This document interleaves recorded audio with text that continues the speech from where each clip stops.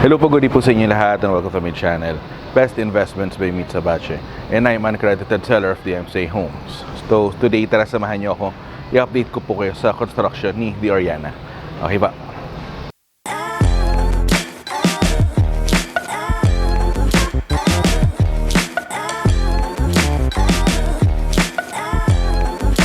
So, kamusta po kayo? So, right now, nandito ulit ako kay Infinite Towers.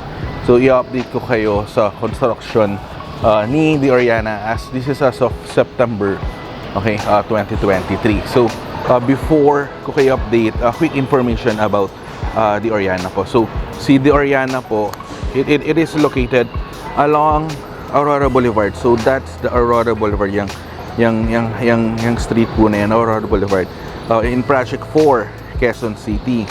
So kung makikita ninyo, malapit po yung project natin. Si The Oriana, that's The Oriana.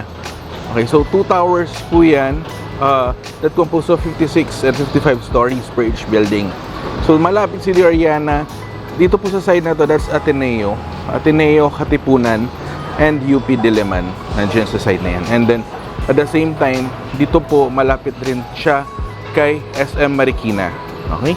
And also for this project po, ang building facade nito is still the same as Allegra Garden Place, na mas wider na po yung doors and window natin.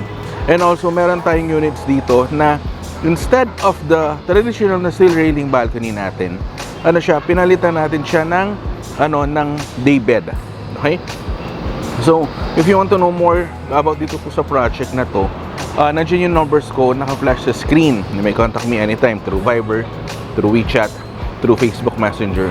Okay, and also pwede tayo mag-schedule ng online presentation and on site viewing kasi may mga model units din tayo dito. So, going back po, for this project, we're offering a 2-bedroom unit. Okay?